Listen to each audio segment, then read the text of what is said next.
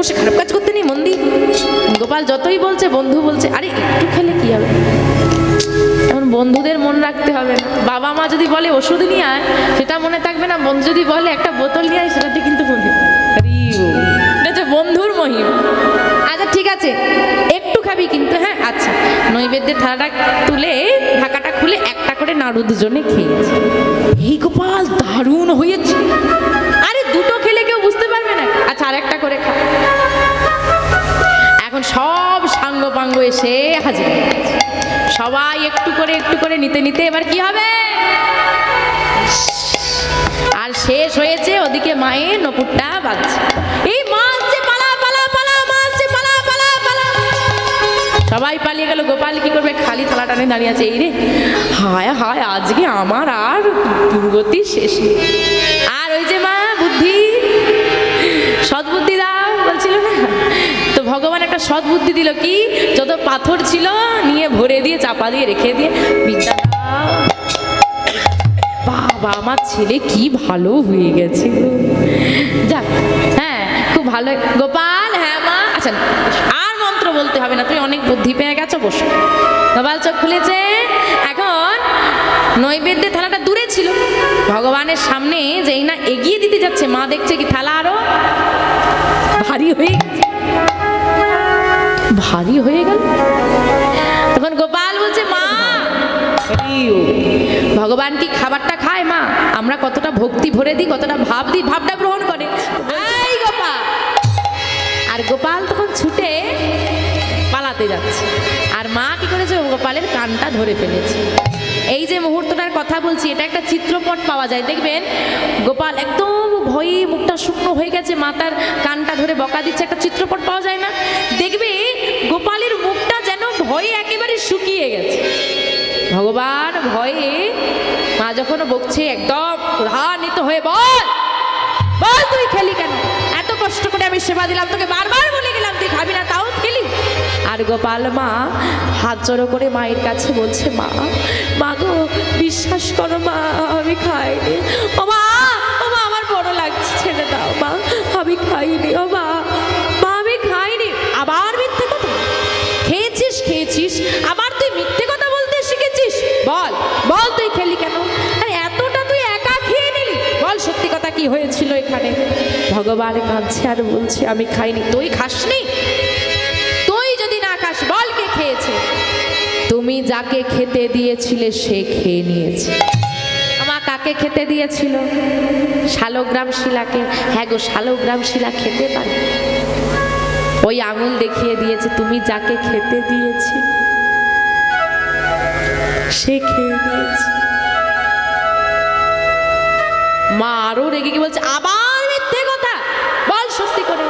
মা যখন বকছে আর গোপালের দুটো নয়ন দিয়ে অশ্রু বাড়ি নেমে এসেছে, পদকর্তা এক পাশে দাঁড়িয়ে বলছে, মা আর বকো না, আর বকো না মা গো।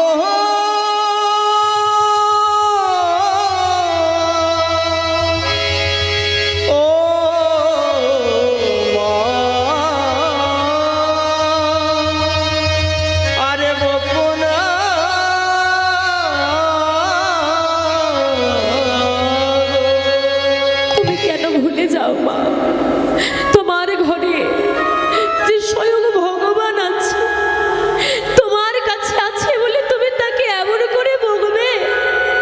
আজ সামান্য নাড়ু খেয়েছে বলে তুমি বকছো মা? তাকে দেখো সারা জগৎবাসী সেবার থালা সাজিয়ে নিয়ে বসে আছে, তাকে একটু সেবা দেবে বলে, আর তোমার ঘরে সেবা করছে বলে তুমি বকছো মা? তুমি জানো না তোমার ঘরে কে এসেছে, তুমি কেন বোঝো না মা? তুমি ছেড়ে দাও মা, তুমি ছেড়ে দাও, আমি তোমার কাছে অনুরোধ করি, তুমি ছেড়ে দাও।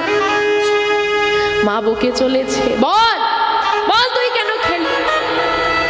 আর ভগবান ভয়ভীত হয়ে মা যখন বকছে, মায়ের বদন পানে তাকিয়ে ভয়ে ঝরঝর করে অশ্রুধারা ঝরে পড়ছে। আর ভগবানের ওই ছোট্ট গোপালের নয়ন বাড়ি যেই না ওই শালগ্রাম শিলার ওপর পড়েছে, মুহূর্তের মধ্যে শালগ্রাম শিলা মূর্তি ধারণ করে আছাড় খেয়ে পড়লো মায়ের চরণে। মা মা গো, ছেড়ে দাও মা, ছেড়ে দাও।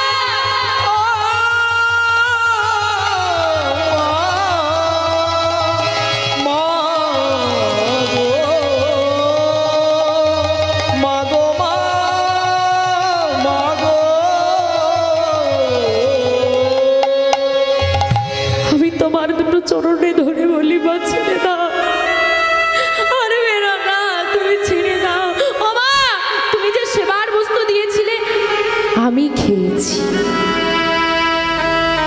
আদেও কি সে খেয়েছে? ওই যে গোপাল দেখিয়ে দিয়েছে না, ও খেয়েছে। ওই শালগ্রাম শিলাটা মূর্তি ধারণ করে মায়ের দুটো চরণ জড়িয়ে ধরে বলছে, মা বেরো না, ছেড়ে দাও মা, আমি খেয়েছি আমার গোপালকে, আর তুমি বেরো না।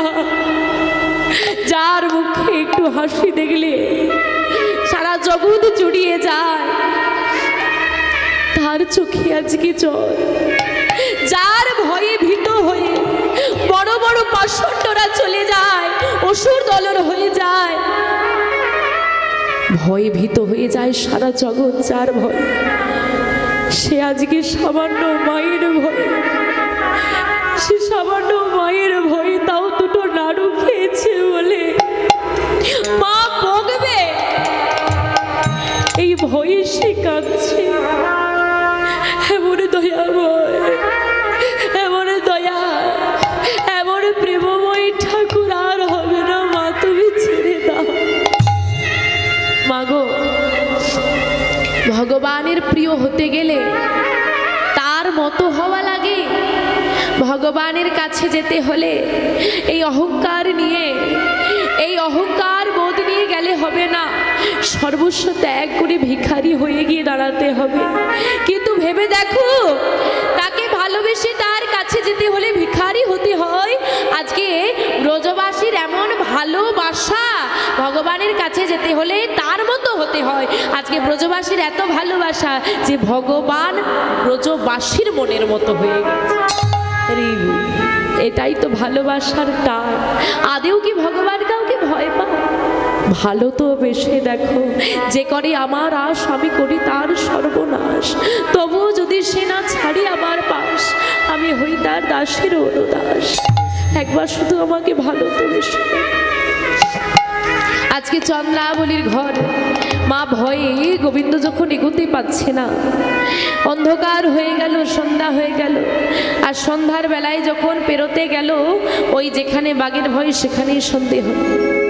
চন্দ্রাবলীর একমাত্র সখী পদ্মার সঙ্গে গোবিন্দের সাক্ষাৎ হয়ে গেল। মুহূর্তের মধ্যে পদ্মা বলছে, গোবিন্দকে পেলে তো ছেড়ে দেওয়া যাবে না, চন্দ্রা তাড়াতাড়ি বাইরে বেরিয়ে আয়, দেখ না কে যা চলে যায়। চন্দ্রাবলী বাইরে বেরিয়ে এসে দেখছে মাধব গলবস্ত্র হয়ে দাঁড়িয়েছে। চন্দ্রাবলী, হে মাধব, কৃপা করে আমার কুঞ্জ তুমি গ্রহণ করো। চন্দ্রা, তবে আজকে আমাকে ক্ষমা করে দাও, আমি যেতে পারবো না, আমি অন্য আরেকদিন নিশ্চিত না মা। ও মাধব, আমি জানি সারা জগৎবাসী তোমাকে সেবা দেবার জন্য সেবার থালা সাজিয়ে নিয়ে বসে থাকে। আমি বড় অধমা, আবার তোমাকে এতদিনে একটাই বাসনা সেবা দেব, সেটুকু বাসনাও পূর্ণ হলো না। কিন্তু চন্দ্রা, আজ যে আমি যেতে পারবো না, আমি অন্যদিন আসবো। মাধব, কাল কাল করে আর কত কাল কাটাবে বলতে পারো? আর কতদিন তোমার অপেক্ষায় বসে থাকবো মাধব? আর কত কাল গিরিধারী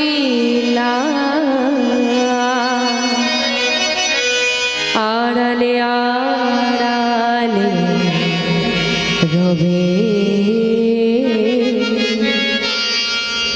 তুমি আড়ালে আড়ালে রবে।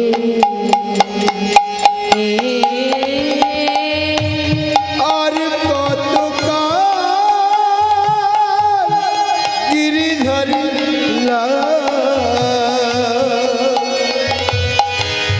আড়ালে আড়ালে রবে।